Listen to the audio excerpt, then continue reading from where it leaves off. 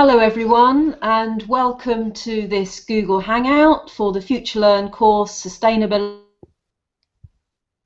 Society and You. My name is Sarah Spate and I'm the leader of our course team, and I'm joined today by firstly my colleague Helen Whitehead. Helen's our learning technologist in this Google Hangout and be going, and also by my colleague Simon Gosling, who's an associate professor in climate change and hydrology in the School of Geography here. Now, before I hand over to Simon, let me just give you the health warning about these Google Hangouts. Now, this is a free and it's a public service, so it does mean to some extent we are at the mercy of internet connectivity.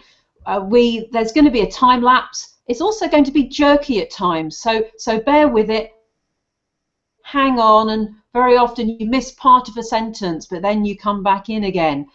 If you find you're having major issues, then we suggest that you try refreshing your page, or perhaps go back in again to the Hangout. And at the end of the day, hopefully remember that the session is being recorded, so you'll be able to go back into it.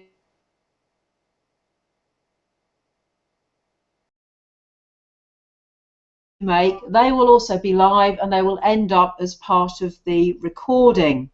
Now, there are going to be three ways in which you can both ask and also give answers. If you're using a Google Plus account, then you can ask questions in the Q&A, which will be appearing on the right of your screen. Alternatively, you can post questions on the Google Hangout page. You can also post questions on the Google Hangout step in, and Helen and I will be keeping an eye on those and trying to support Simon and making sure he can see some of the questions, so he can weave the presentation. So I think that's the health warning. We aim to finish this by 1 o'clock, so no more than about an hour. I'm going to stay pretty quiet throughout, because obviously the main part of this presentation is to hear from Simon and to interact with Simon and gain access. So at that point, I think I'm going to hand over to Simon. So just to repeat, Simon's in our School of Geography. He's one of our associate professors, and he's going to talk to us today global water scarcity and water footprint. So over to you, Simon. Okay, hello everyone, and thank you, Sarah, for the introduction. What I'd like to do this morning, really, or this afternoon now, is look at, we're going to look at two main things. Firstly, what I'd like to do is just have a look at what we actually mean by water scarcity. We're going to have a look at some of the ways in which water scarcity is calculated, and then moving on from that, we'll have a look and see just precisely how much of the globe is actually considered to be in water scarcity at the moment. Then what we'll do in the second part is have a look at this idea of water footprints. So some of you have already gone through the steps on FutureLearn where we ask you to calculate your water footprint. What we'll do, for the benefit of people who haven't had the chance to do that yet, is just go through the steps you'll actually do to calculate your footprint. But the other reason we'll do that is also just to have a look at the methods and the techniques that are used to calculate that footprint. So, you know, what are the strengths and limitations of the water footprint calculator that we've asked you to go and use. Now what I'm going to do, instead of just talking at you without having any visual aids, what I'm going to do now is share with you some presentation slides I'm going to talk around over the next 45 to 50 minutes or so.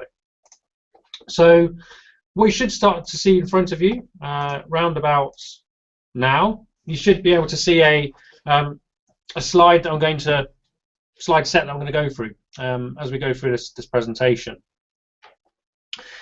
Now the first thing I want to do really is just get people's ideas on what you think water scarcity is.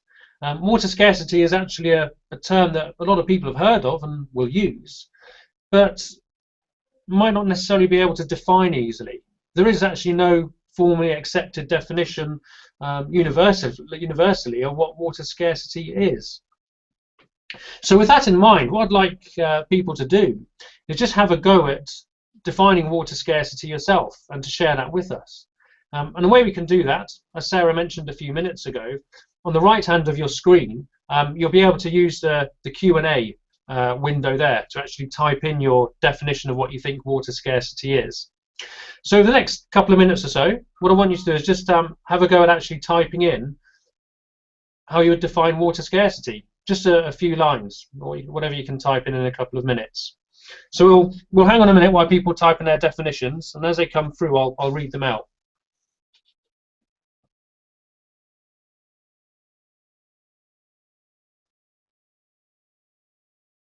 And remember, there's no sort of real right or wrong answer here. As I said, there's lots of different definitions out there. So our first definition is that water scarcity is the amount of water available relative to the amount of water needed by the population.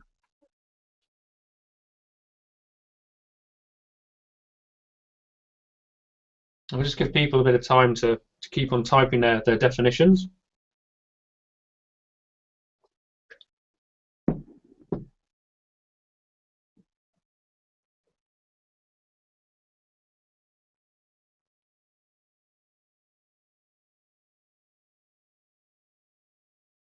I should say, if you can't access the Q&A window on the right, if you have to be logged into Google to be able to do that. The other thing you can do is you can just put it into the step on FutureLearn for the Hangout. You can probably add the text there with your definition there. You can also do that, and I'll still be able to see those as well.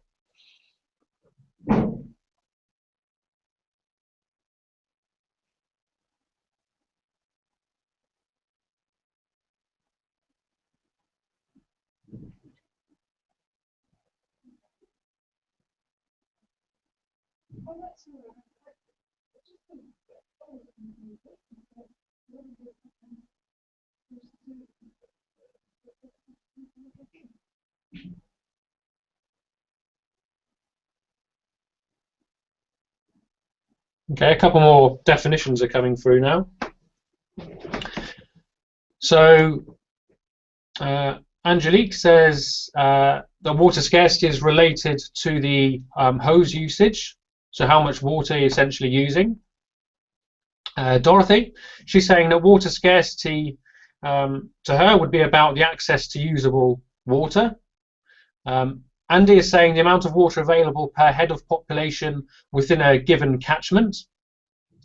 Laura is saying water scarcity is perhaps when the amount of water available does not meet the amount of water needed. And latest definition from Holly is that water scarcity means a lack of sustainable and constant supply of fresh water.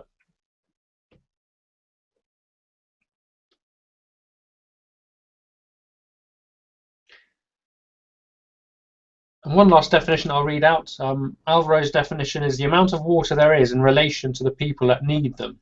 Now, having read those out, and you can probably see them as well in the Q&A, is everyone's consistent in saying that water scarcity is an issue of the amount of water available. So people have defined that amount in different ways. You know, for example, Andy mentioned that it's the water available per head of the population. Someone else, Dorothy, mentioned it's the amount of water using in a household, you know, the water hose usage, if you like. Another definition was that it was the amount of water available relative to the amount of water needed. Now, all these definitions, as I said, consider the amount of water available, which is, you know, a really good way of thinking of water scarcity. But what none of the definitions have actually mentioned is the idea of water quality. So water quantity is important, but the quality is also important as well.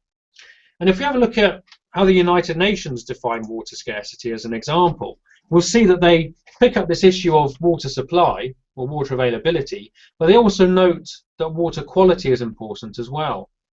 So the UN definition that I've put here on this slide, we can see they define it as water scarcity is the point at which the aggregate impact of all users impinges on the supply or quality of water under prevailing institutional arrangements, to the extent that the demand by all sectors, including the environment, cannot be satisfied fully. So water scarcity is, not just water quality, but it's supply as well. It's both those issues. Now, for today's talk, I'm going to focus mainly on the supply side, so looking at quantities of water and water usage. But before we do that, I do just want to say a few things about water quality. And given that we're only here for under an hour, I'm going to look at this at the very large level, at the global scale, and that'll be true of the materials that we cover on the water supply side as well. So in terms of global water quality, again, if we stick with what the United Nations have done on this, if we have a look at what UNEP have done, the United Nations Environment Programme, they've actually calculated 3 different indices that are relevant to assessing the water quality of drinking water. And the 3 main indices they look at are firstly something that they call a health water quality index. And what this does is it considers the factors that might have the potential to result in adverse health effects in humans. So, for example, if you're going to go and start taking some drinking water, if you drink that, is it going to have any negative impact on your health? Are there bacteria in there, for instance, or pollutants in there that would cause health problems? And they can measure the water and test for these different factors in there, those different parameters. However, something else that they measure is something known as the acceptability of water quality index. Now, what this measures is essentially the public's perception of the quality of water. So what I mean by that is, what does it actually taste like? What does it smell like? It doesn't necessarily account for whether the water is going to have any specific health issues. And the reason that's important is you might have water that smells fine, tastes fine, for instance, but the actual health quality of it could be, pretty bad. On the other hand, you could have water that ticks all the health quality indices. It's perfectly fine to drink, but it might look a funny color. It could be, a dark color. It could smell funny, for instance. And some people's natural reaction to that would be not to drink it. So this acceptability water quality index takes account for that.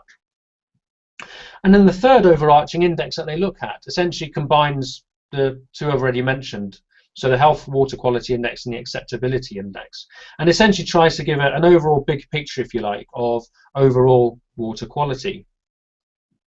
So if we just have a look at what these indices look like across the globe, this is from a report that you can access online, written by Rickwood and Carr. We'll put these lecture slides up later on, so I'll provide the links to these so you can click on them and access them easily. And what they found is, if you actually grade water quality according to whether it is poor, marginal, fair, good or excellent, depending on the scores assigned from this index, no regions across the globe have consistently scored excellent, even though some countries do. So if you have a look at this map here, for instance, if we take a look at the DWQI, so the Drinking Water Quality Index, if we focus just on that one, you can see, for instance, if we have a look at Asia on the right-hand side, which I'm just hovering the mouse over now, you can see it shows how over time, going from 1980 up until 2004, you can see how the pattern of drinking water quality has changed over time. You can see it's regularly somewhere between fair and good. Likewise, if you go somewhere, if you have a look in Europe, for instance, you can see the drinking water quality index there over time, it has slightly improved from the 1980s going up until the early noughties. Quality has actually improved somewhat.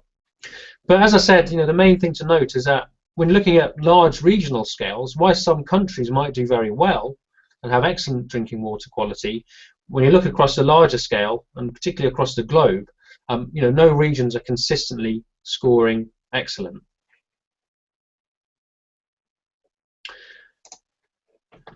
So what I want to do now is just move back onto this idea of defining water scarcity. I think it was important just to keep in the back of our minds that water quality is important as well.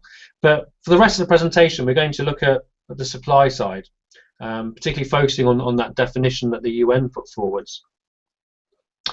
And what I'm going to do is just try and give a very broad overview on the current situation with regards to water scarcity across the globe at the moment, when we consider the supply side of water. So how much water is actually available and how much are we using? And a lot of the maps and the numbers that I'm going to present over the next 5 or 10 minutes or so are taken from a publication that I co-authored with a colleague of mine at the University of Reading, with Nigel Arnell. And what we did in this paper is essentially assess and quantify the global population that is currently exposed to water scarcity. Now, the maps and the figures are reported here. If you want to look at them in more detail, if you want to look a bit more into the technicalities of how we did this, feel free to download the paper and have a look at it. When these slides are put online, you'll be able to just click on the link where I say click here, and I'll take you to the website where you can download the paper for free, or just read it on the website that it's on. Alternatively, you could just type in the title of the paper there, which is a global assessment of the impact of climate change and water scarcity. So if you wanted to, you'd be able to just have a look at some of those maps in a bit more detail in your own time.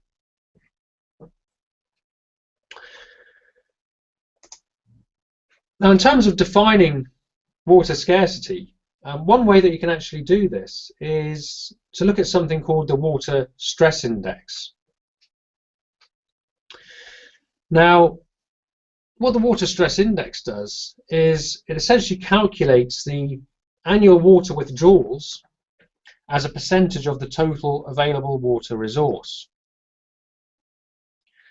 Now, this relates to a question that might have come up on the Q&A, which asks, what is the current situation in supply side availability of water across the globe?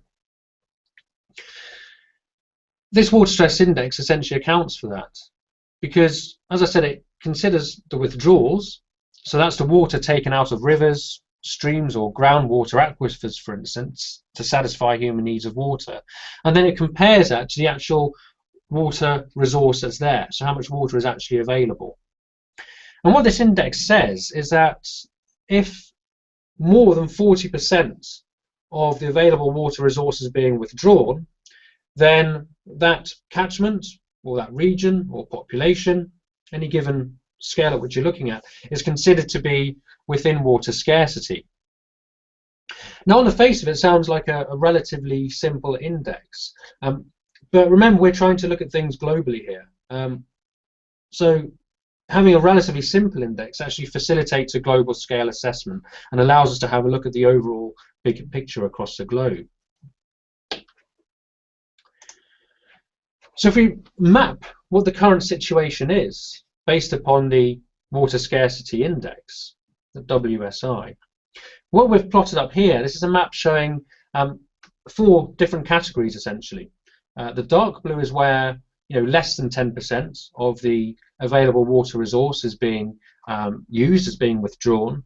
Then if we go to the opposite end of the scale on the far right, to the red, this is where we have river catchments where over 40% of the available water resource is being withdrawn for various usages, industrial, agricultural, for instance. And a number of parts of the globe actually stick out considerably here. The places that you'll notice most probably is if we look at North America. We can see large parts of North America are using somewhere between 20 and above 40% of the available water resource. Similarly, if we look at parts of Northern Africa, the Middle East, and going towards Asia as well, parts of Northern India, we can see large areas where over 40% of the available water resource is being used. And a number of countries in the Mediterranean as well, notably Portugal, Spain, Italy, for instance, and also in Northern and Western Europe, is where we would consider the population to be within a situation of water stress under this index. So what I'm interested in knowing is, just having looked at that map, and I'll bring it back now just to have a look at, is, given this, I was wondering if people have any idea on the scale of the water scarcity issue that we currently have across the globe at the moment. I'm going to have a look at this in a bit more detail as we talk through that this afternoon. But what people like to do, what I'd like people to do is just, again, using the Q&A window that you just used to put in your definitions, I'd just like people to try and come up with an estimate of, how many people across the globe do you think are actually within water scarcity at the moment? How many millions or hundreds of thousands of people do you think are exposed to water scarcity? So just have a go. Again, I'm just interested in seeing how people perceive the issue to be. If you just insert in the Q&A the population globally they consider to be exposed to water scarcity at the moment. So I'll just give you a minute or so to put in some values on the Q&A, and then we'll read some of them out and see how they compare.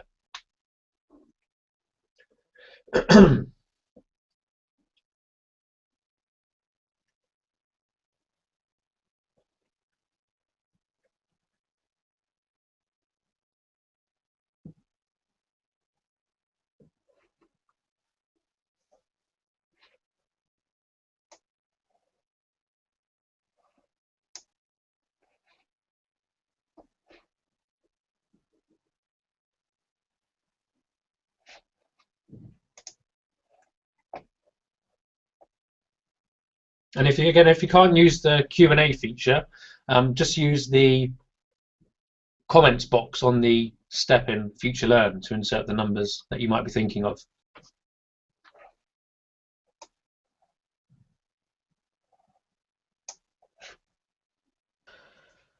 So that's how many people in numbers across the world do we think are in the state of water scarcity?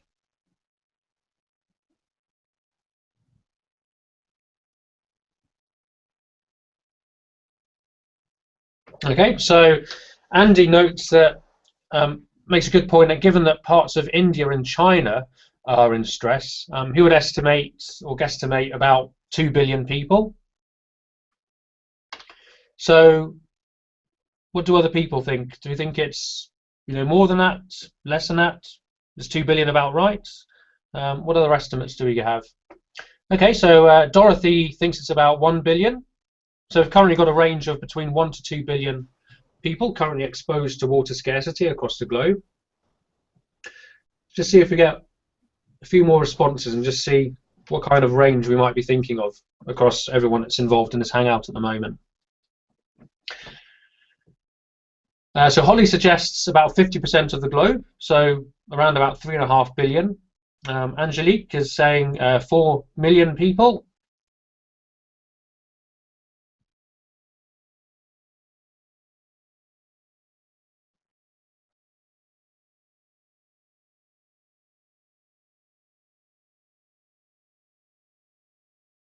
Okay, so looking at the responses coming in, another one's just coming at 1.5 billion.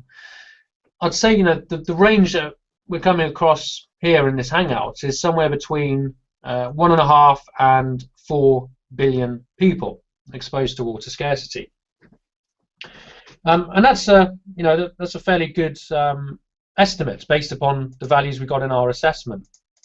So what we found was using this water stress index, we estimated about 2.4 billion people were exposed to water scarcity.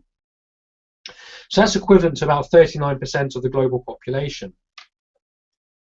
Now, as Andy mentioned, he noted that looking at some of those regions, particularly if I go back to the map, we saw parts of China and India, some of the most populous countries in the world. If we look at the regions where a lot of that water scarcity is concentrated, a lot of it is in South Asia. So within South Asia alone, about 1 billion people there are currently exposed to water scarcity using this water scarcity index. Similarly, in East Asia, again the second highest if we break up the world into different regions, where around about 666 million people are exposed to water scarcity. And these figures on the right-hand side of that table, they essentially show the percentage of that region that is exposed to water scarcity. So within South Asia, we estimated that around about 70% of South Asian populations is exposed to water scarcity in the current climate. So you can see a lot of the numbers that people are thinking based upon the map that we had there. You know, this is included within that range of around about 1.5 to 4 billion. But as we've already said, you know, defining water scarcity isn't a straightforward issue. You know, it can be estimated in other ways. And one other way of doing that is to consider something called the water crowding index. Now, again, thinking back to the definitions that people put forward on the Q&A earlier on, a number of people noted that perhaps we should be considering, you know, population numbers within our definition of water scarcity. So how much water is available per capita? And this index here, the water crowding index, essentially revolves around that notion. So the water crowding index, it's slightly different from the water stress index that we've just looked at.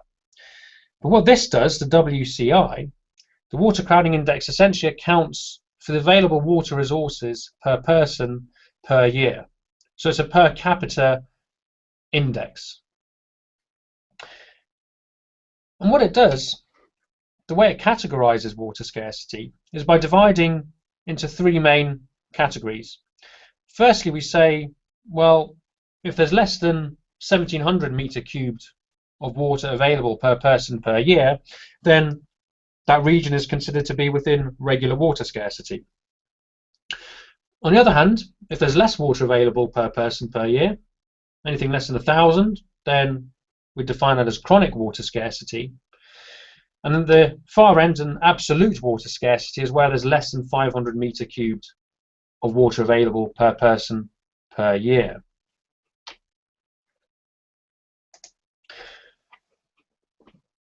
So if we have a look at what the situation is when we use this index, you know, the pattern looks somewhat different. If you remember when we looked at the water scarcity index, just as an example, you know, large parts of North America were considered to be as situated in water scarcity. And that just shows the, you know, the importance of actually how you actually define this issue of water scarcity. You know, the 2 maps do give slightly different results. The previous example that we looked at, you know, that was considering actual water extractions.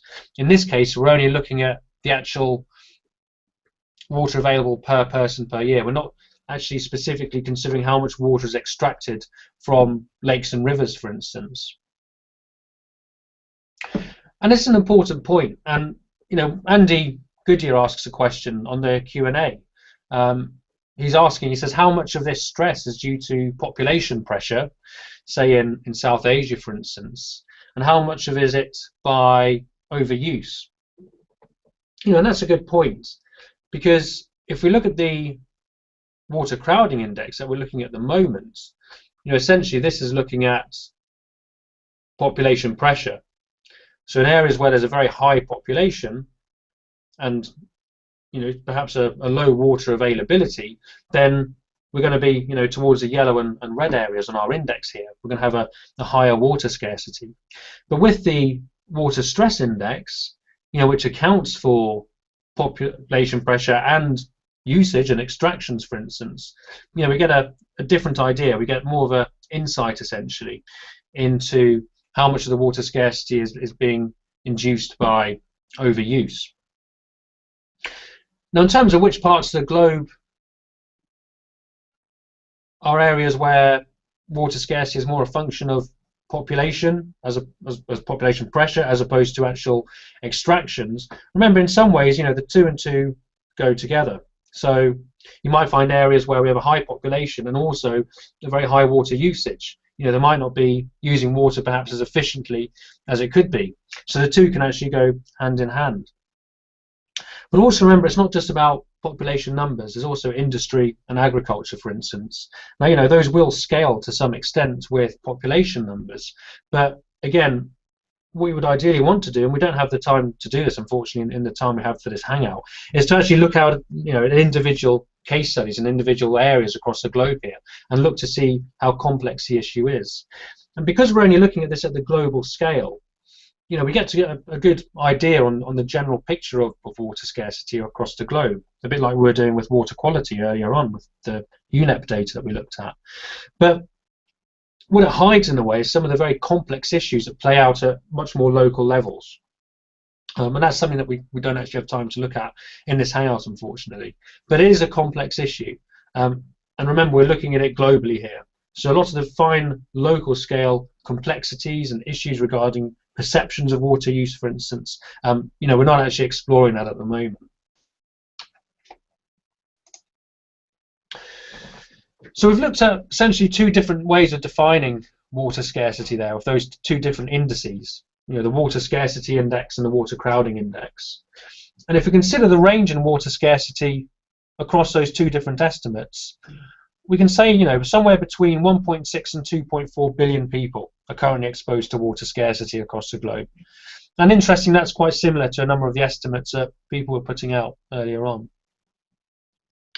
In terms of global population, it's about 25 to 39% of global population, with the majority of the exposed population in South Asia and East Asia. And hopefully this is starting to just highlight what kind of an issue water scarcity is at the moment at the global level. It is a major concern. And what I want to use is just an interesting graphic, quite effective, that the World Economic Forum put together in 2013 as part of their Global Risks Report. And what they did in the Global Risks Report was essentially attempt to grade, if you like, the most important risks facing the globe. And they looked at dozens of different risks. They considered the likelihood of the risk occurring and also the magnitude of the effect that risk might actually have. And what I'm just going to do, I'm just going to share the actual page with you. So if you just bear with me, I'll share my internet screen. So you should just see me now. And what we'll do is have a look at the screen I want to share with you. So you should now see the World Economic Forum website in front of you. And what they did, as I said, is looked at the impact and likelihood of different risks occurring over the next 10 years. And they looked at different things. So for example, if we go down here, we can see vulnerability to geomagnetic storms had a relatively low likelihood, and also a relatively low impact when compared to all the other risks that they considered. If we go up here to the top, we can see the highest impact that they considered was major systemic financial failure. And in terms of likelihood to occur over the next 10 years, that was situated somewhere in the middle of all the different risks they considered. But what the World Economic Forum found was in this report, the Global Risks Report in 2013, was that water scarcity was actually the second most of concern. So if we look at here, the water supply crises, you can see the likelihood to occur within the next 10 years was one of the highest in terms of likelihood.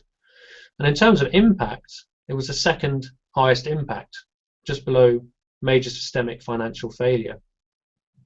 So the point I'm trying to get across really is, we've had a look at those estimates of population exposed to water scarcity already in the current climate and the current population pressures that we have. Thinking over the next 10 years, again, national policy makers, national decision makers and world leaders, again, highlighting the severity of this issue and demonstrating just precisely how important this issue of water scarcity is going to be going forwards. So what I'll do now, I'll just go back to the presentation. So you'll probably see me briefly, and we'll go back to the slides that I was talking through. So you should have the slides back in front of you now.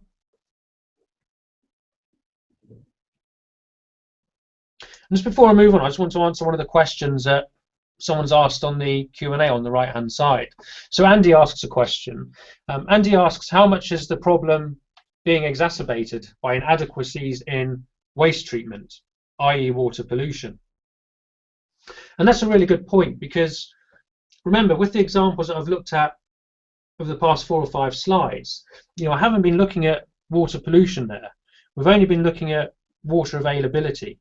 So we're looking at the freshwater resource, and I haven't been saying, well, how much of it is actually polluted, or what is the quality of that water? And remember, we said it right at the beginning, it's so important also to consider the issue of water quality. It's all very well having a huge amount of water there, but if it's not clean and potable, if you can't use it, then again, you're still going to be in water scarcity because you're not actually able to use the water that's available. And in some ways, you know, issues of wastewater treatment, if it's not very good or if there's a lot of pollution, you know, that does exacerbate the issue. It's why water quality is so important and why UNEP have these kind of indices to look at, you know, large scales, and you get these on a national and local level as well, but just to assess exactly how good is that water for actually drinking, how fit is it for purpose, because there are places across the globe indeed where issues with water pollution can actually exacerbate the problem and make it worse. So you know, it's one of those confounding factors that's in there. You know, water scarcity isn't just a function of population numbers, withdrawals and available water. Issues like, you know, sanitation, quality of wastewater treatment, dealing with pollution, etc. They're all important factors to consider as well. So if people have other questions as we go through, you know, feel free just to put them up on the Q&A, and I'll do my best to answer them as we go through. If not, I'll be able to answer some of the questions on the comments forum as we go through over the next day or two as we progress this week. So, you know, we've looked at things at the global level really, but what I want to do is just have a think about, you know, where we as individuals, where do we actually fit within this, you know, global issue? You know, how much water are we actually using? You know, are we contributing to this water crisis across the globe? And you know, it's very difficult to actually place us as an individual within that. It's not a straightforward thing to do. But what's quite nice is just try and have a think essentially about the different things that we can do as individuals that might alleviate some of the, you know, excessive amounts of water use that go on in different parts of the globe. And that's partly why we got people to calculate their water footprints in step 2.4 of the module on FutureLearn, because it's not necessarily all about, you know, quantifying your value. It's more about thinking of the things that would actually contribute to your water usage. So we got you to do the you know, the simple sort of water footprint calculator that you can access online. But it was interesting reading through the comments that people had to make on it. You know, there's some very interesting and valid and critical points at times on how the water footprint calculator actually works. And what I'd suggest, and I'll, you know, I will answer some of those questions that people had about the footprint calculator as we go through now. But if I'm not able to answer all of the questions that people have, or if there's other things you'd like to know about the water footprint in more detail, then it's really worth having a look at the water footprint assessment manual. You know, you can access that online. If you click onto these slides after the talk, if you click on the click here link, it'll take you directly there. Alternatively, you can just, you know, type into Google the title of the report here, and you'll be able to access the document and have a look at precisely how the water footprint is actually calculated and the specific details on how they do it. But just as a summary, I've put forward some of the main points here, the main technical ways in which that water footprint was calculated. And what the water footprint assumes is, if we're looking at the individual water footprint of an individual person, which is what we were calculating in the step when we did that earlier, and which we'll do again in a minute, is it's a function of two main factors. Firstly, the direct water footprint, and secondly, the indirect water footprint. Now, the direct water footprint essentially refers to water consumption and pollution that is related to water use at home or in the garden. So it's probably things, if you think about it, you could probably attribute different elements of your water usage quite easily to the direct water footprint. You think about when you're turning taps on or watering the garden, for instance. But the individual water footprint is also a function of the indirect water footprint. Now, the indirect water footprint, that's a little bit harder to think about and visualize. But what this does is it refers to the water consumption and the pollution that can be associated with the production of goods and services used by individual consumers. So think about the products you buy, for instance. You know, if you buy a leather jacket or a leather bag or something like that, it's the water that would have gone into the production of that actual good, in terms of initially the production costs associated with that product, and also in actually getting the product to you over its life cycle. So the individual water footprint accounts for both of these. And if you think back to the questions that you'd have answered when you did the water footprint calculation, which we'll pull up again in a second, you'll have seen in there the questions have been targeted to try and get an indication on not only your direct water footprint, but your indirect water footprint as well. And if we think about the global average water footprint from meat, for instance, from beef cattle, it's quite a bit larger than the footprints we get from other types of meat. And a couple of people asked this and made this point in the comments section when they were calculating the water footprint. You know, they said, oh, you know, you have to estimate your quantity of meat that you eat, but different meats will be associated with different footprints. You know, and that's completely correct. You know, with beef cattle, the water usage associated with that, the water footprint, is about 15,500 meter cubed per ton of meat. Whereas with chickens, it's, you know, nearer 4,500 meter cubed per ton. So it does vary depending on which meat you're looking at. And to answer people who are saying, well, we need to separate by different types of meat, that's a good point. Ideally, a calculator like that would. But when you consider all the different elements that are actually hidden behind the calculation, essentially, that you don't see on the window when you put in your numbers, if you included everything, it would take a much longer time to complete. So I think the producers of the water footprint, when they came up with the calculator, they had to make a decision essentially between the level of detail that a user is asked to put in, but balance that with the actual information that is provided out in terms of how precise can it actually be based upon the real user's water usages. So there was a simplification there that had to be implemented, and we'll talk a bit more about that later on when we talk about industrial water usage that was incorporated in the water footprint, where you had to put in your income. Now this indirect water footprint that we're just talking about, it's sometimes referred to as virtual water, and some people might have heard this term virtual water used before. And what you can do with virtual water is, a number of authors have tried to actually map this. And in fact, two of the main authors of the water footprint have done this quite nicely in a paper that's again available freely online. And there's a figure that's from this paper here that we've put on the slide, and what this essentially shows is the net virtual water flows across the globe. And just to get our head around what's actually happening here, the reason that you can imagine water flowing from one country to another is essentially through the exports or imports and trade that goes on between different nations. So if you have a look at the USA as an example, we can see the USA is coloured in green. Now green indicates a negative water import.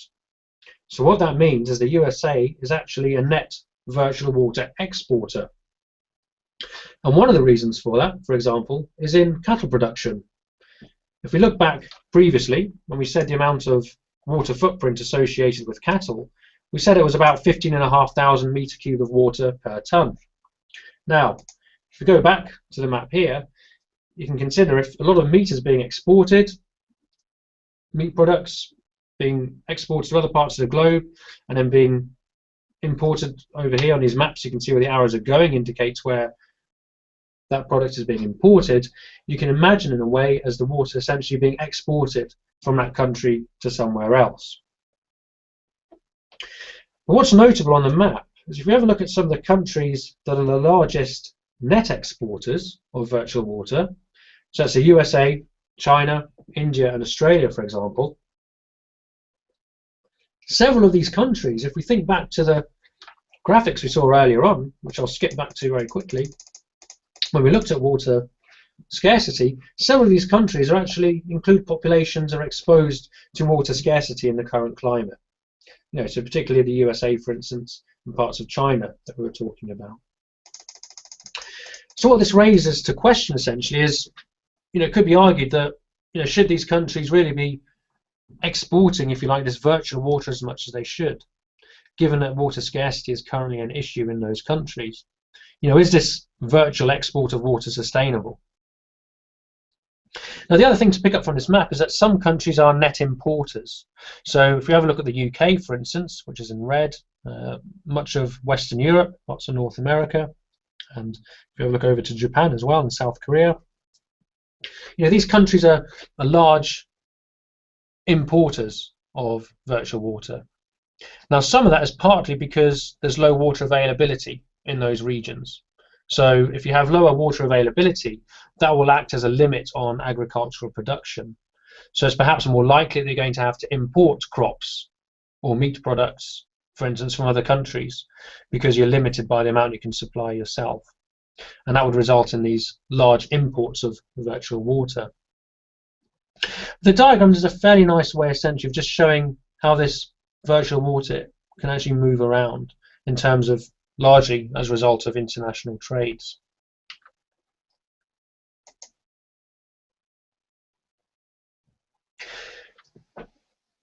So what I want to do now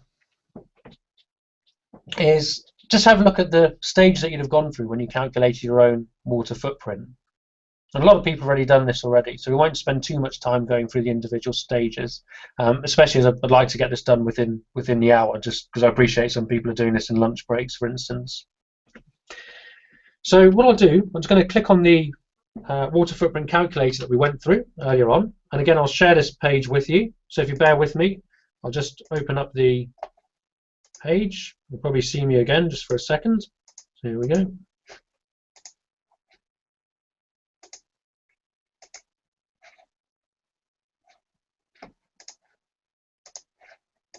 Okay, so you should now see in front of you the water footprint calculator that you would have gone through. Now the first thing it does is to ask you which country are you in. So I'm going to do this for the United Kingdom.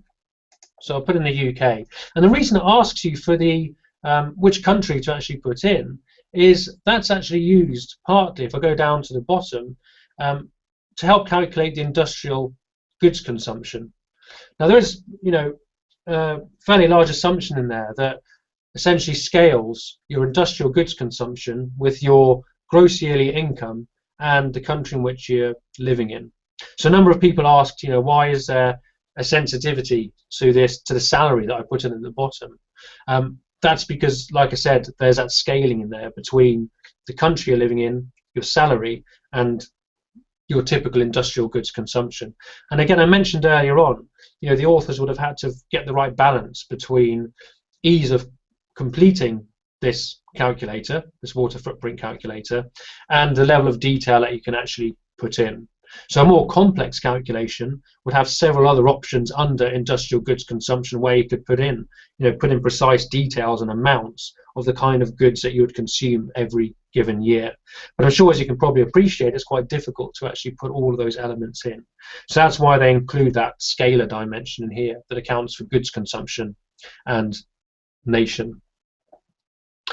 So in terms of food consumption, in terms of things like cereal products, for instance, as an example, just some values that I will pick that would not be considered unrealistic. For cereal products, consumption might typically be, in terms of kilos per week, something like 700 grams. If you think a box of cereal, for instance, can be around about 700 grams itself. Some people might eat, I don't know, a third of a box a week, and then they'll be eating rice, wheat, etc. as well. So 700 grams is a value to consider putting in there. And going back to what people were saying in the comments on the step in FutureLearn, I know a lot of people mention it's difficult to actually think about how much food are you eating in any given week. You don't typically think, oh, I've eaten 200 grams of potatoes this week or 300 grams of meat products. It is difficult to do that. And one way you might consider trying to do that, if you're interested in doing this again, is just over a week, perhaps just keep a little record on a notepad or something, look at the products you're buying or weigh them, and just make a note of what you're actually consuming, just to see how you're perceived amount that you put in compares to what you're actually doing. It can be quite interesting sometimes just to compare one's perceptions with what's actually happening in reality. And perceptions and sustainability is something that we look at later on in the course. Now, in terms of meat products, again, let's say 400 grams, so 0.4 of meat products per week. So that could be chicken, steaks, sausages, for instance. 400 grams for something might be considered quite conservative. I noticed a number of vegans and vegetarians had taken part in the calculation as well when I was reading through the comments earlier on. And again, I suspect in those cases your value would have been 0 here. But a typical steak, if you went to a restaurant somewhere, that might be 200 grams, roughly, approximately, for instance. A beef burger would probably be about a quarter pounder, if you like, would be about 110 grams. So I'll put in about 0.4 kilos per week for that. Now, in terms of dairy products, again, for that, I'm going to assume something like, I'm going to put sort of 3 kilos per week in there. So if you think of milk, for instance, how much milk you might drink. If you assume a litre of milk is approximately 1 kilogram, if you're drinking 3 litres per week, and again, if you drink a lot of tea and coffee, if you have milk with that, your numbers will go up. If you're eating cereal each morning, again, you're going to be using milk with that, possibly. Again, that'll push that number up. Then how many eggs might you have a week? We'll just assume 4. That's perhaps one of the easier things to think about and calculate. And this question here essentially asks, how do you prefer to take your food? Is it, with average fat, low or high fat? So in this case, let's put in with average fat. And with sugar consumption, again, we'll put average. And one way of thinking about that is, do you try and make conscious decisions to, not put sugar on the things that you eat? Do you buy, the low sugar alternatives when you're buying foods, etc.? Then it asks yours also about vegetables. And the reason it's asking about, fruits and vegetables and starchy foods like potatoes in this section, again, is just to try and estimate the amount of water that actually go into producing those vegetables. Now, what this calculator doesn't do, and again, this comes back to this balance of, level of detail provided with accessibility and usability of the tool, is it doesn't ask you to mention how much these vegetables you create yourself. You grow your own at home, if you like, or how many fruits do you grow on your own. And again, I noticed a number of people, made that point in the comments box is, you might be trying to do things more locally or at home. Again, it doesn't really account for that in here, so it'll be quite nice to be able to consider that. But in this case, we'll just assume that it's vegetables that you're purchasing, if you like, or if you're growing your own, then again, just still put in the typical amount that you would consume. So this is vegetables that aren't starchy root vegetables, so not things like potatoes and cassavas. It's other vegetables. So in this example, I'll assume 200 grams per week. In terms of fruits, how much fruit are you eating per week? Assume the same amount, so I'll put in 200 grams. And then starchy foods, things like potatoes, for example. I'll assume the same amount. So that's a total of about 600 grams of vegetables a week. It's about 90 grams a day, for instance. So again, it might be conservative by some people. On the other hand, it could be considered quite high. And the last thing it gets you to do, asks you to do about your food consumption is how many cups of coffee and tea do you drink per day. So in this case here, we'll say 1 cup of coffee in the morning, and then maybe say 4 throughout the day, 1 in the evening and a couple in the afternoon, perhaps. Then the next section, it focuses on the direct water footprint, so domestic water usage, if you like. So I thought this bit was a bit easier to calculate, and I think the impressions I got was other people were more comfortable answering this section of the survey. Well, it's not really a survey, as the of the tool. So in terms of indoor domestic water usage, how many showers do you take each day? Let's assume you're having 1 a day, so put 1 in there. Average length of each shower, I would say, 10 minutes. Do your showers have standard or low flow shower heads? We'll just say it has a standard one in this example. And how many baths do you have each week? We'll put 0 for that. We'll say we'll just use a shower only. And then how many times per day do you brush your teeth, shave or wash your hands? Well, we'll probably put 5 down for that, so brushing our teeth twice a day and washing our hands 3 times. Then, do you leave the tap running when brushing your teeth and shaving? In this case, we'll say no. How many loads of laundry do you do in an average week? We'll say 2 in this example here. And do you have a dual flush toilet? So is there a button for doing a long flush and a different button for doing a shorter flush? Or do you have an eco toilet that doesn't actually have a flush mechanism on it? So we'll say yes. It then asks you if you wash your dishes by hand and how many times a dish is washed each day. Again, that's relatively easy to think about if you have to do that. If not, if you have a dishwasher, then it asks you how many times each week do you use it. So in this example, we'll imagine someone who uses only a dishwasher. So we'll say each week, we'll say they probably use it, say, perhaps 4 times a week. Not using it every day, but almost every other day. Then the last few things it asks you to do is calculate how many times a week do you wash your car. Might say you don't at all, you just don't wash it. How many times do you water your garden each week? Again, let's say you don't. We'll say 0 for how long you actually do it for, because you're not doing it. And then how long do you spend each week rinsing equipment or driveways or sidewalks? We'll say 0. Assume you don't have a swimming pool. We'll assume that you're not emptying it. So we've essentially put down the outdoors element here down to 0. And this section here, again, as people noticed and commented upon in the comment stage, this will vary massively depending upon which country you live in. So I think someone commented that it felt slightly US centric, this, because it was asking questions about swimming pools and how many times you're actually emptying it, for example. Whereas in the UK, relatively less swimming pools around per household or per capita of the population. So it will vary considerably depending on which country you're in, and that will affect the water footprint. And that's why different nations, as we'll see in a minute, have different water footprints. And it'll ask you what your gross yearly income is. So for this, I'll put the average salary for someone living in the UK, but converted into dollars, which is about 44,000. And as I said, remember at the beginning when I looked at this tool, it asks you to do this because it relates industrial goods consumption to the nation you're in, to your gross yearly income. So industrial goods consumption is essentially a factor of yearly income and the nation you're in. And if we submit that, if we calculate the estimate, it estimates, for this example, the water footprint was about 1,189 cubic meters per year. Now, looking at the values that people were putting in on the step in FutureLearn, the values did vary considerably.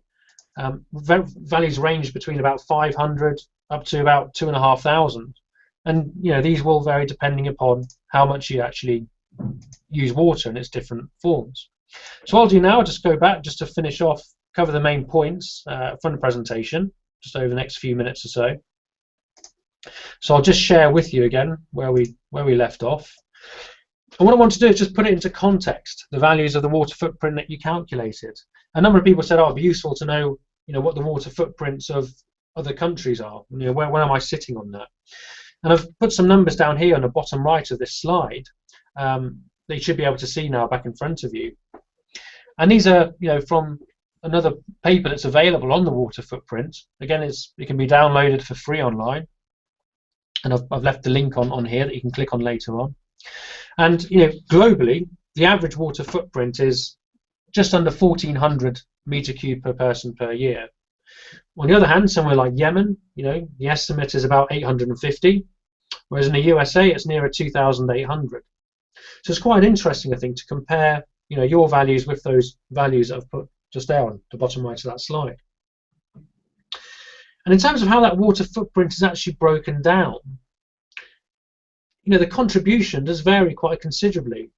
So if you look at the global water footprint across the entire globe, the majority of it comes from agricultural production. 92% comes from agriculture, whereas only about 4% each comes from industrial and domestic water supply respectively. And again, breaking it down further, if we think about the kind of products we're consuming and how they contribute to our water footprint, cereals is a pretty large component of that. About 27% of the global water footprint comes from cereals production, and 22% comes from meat as well. And what people have found, and I've noticed this looking through the comments on FutureLearn, is people have said, oh yes, I'm a vegan or I'm a vegetarian, my meat consumption was considerably lower, and they were actually getting relatively lower water footprints. And in part that's due to that. But as I've noted, whilst this tool is very helpful, I think, in terms of thinking about the steps that people might go through to firstly consider how they're using water, but also secondly the things they might actually do to use water more sustainably. There's several points on that tool that you have to fill in and put numbers for. They help you think a little bit about how you're actually using that water. But as I've said, there are limitations in a tool like this. It does have to get that right balance between usability and level of technical details that people can be asked to put in.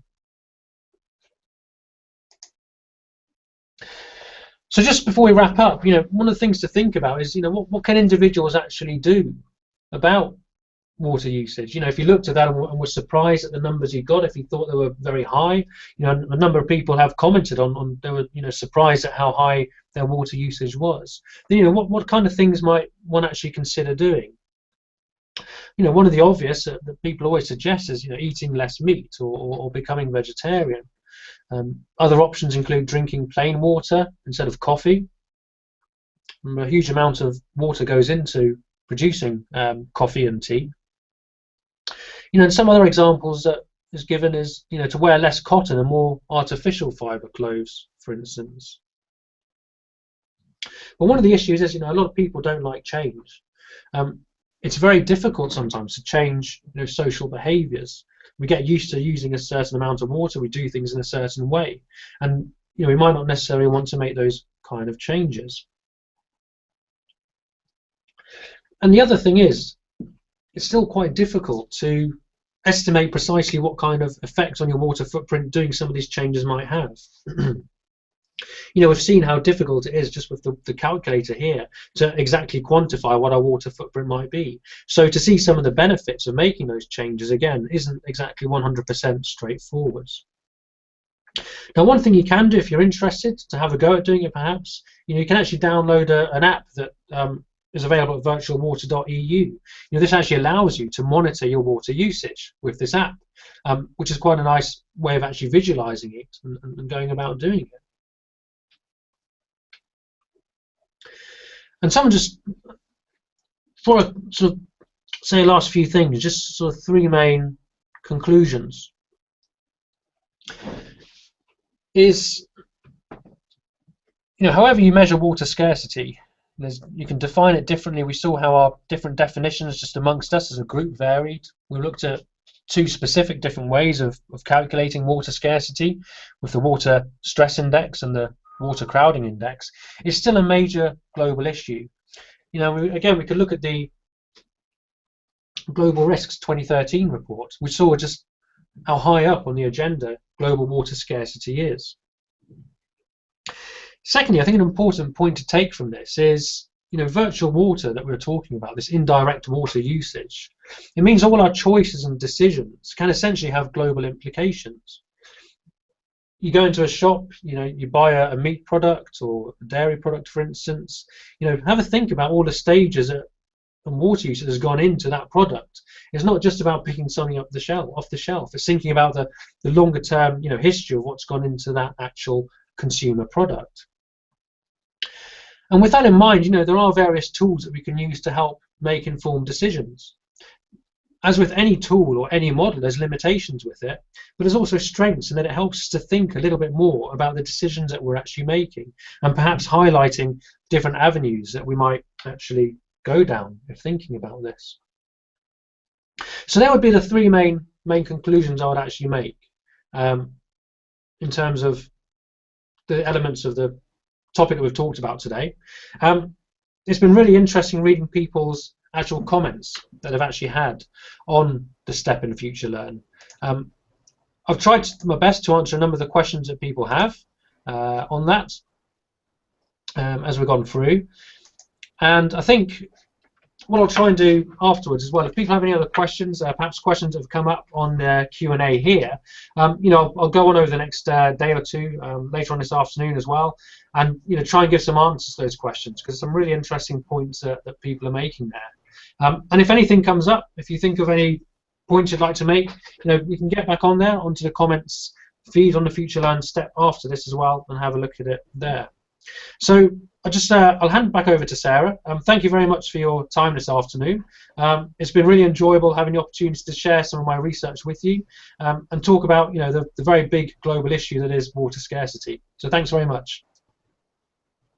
Thank you very much indeed, and so I won't keep everyone. I know everyone's got to get back to other things, but just to say, I mean, one of the questions that was coming in at the end there, Simon, was, you know, if we were all to choose one thing that we might change in our behaviour to reduce our water footprint, what might it be? Now, I don't expect you to give an answer to that at the moment, but I'll just kind of say to everyone that one of the things we do at the end of this course is we invite people to make a pledge to change an aspect of their behaviour, and we all do that as well, the tutor team. And certainly when we did it was about reducing our water footprint. That was one of the biggest issues that people were looking at. So this is clearly you know, this is a major issue for everyone. Not simple, as you've been saying and as colleagues have been saying in the comments, but you've given us lots of useful information there about the differences between,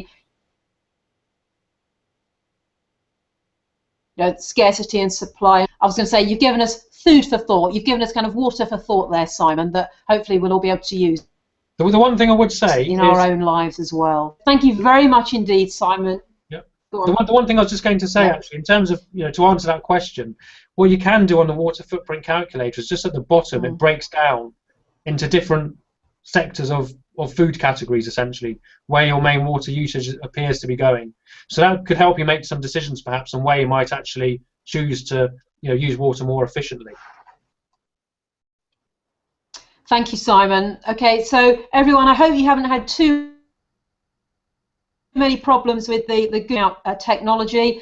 Simon says he'll try and pick up some of the unanswered questions. His slides will be available in the step in FutureLearn fairly soon. The recording will be available probably sometime later on today. Thank you, Helen, for again being there in the background as well to give everyone support. So bye for now. We'll continue our discussions in FutureLearn, everyone.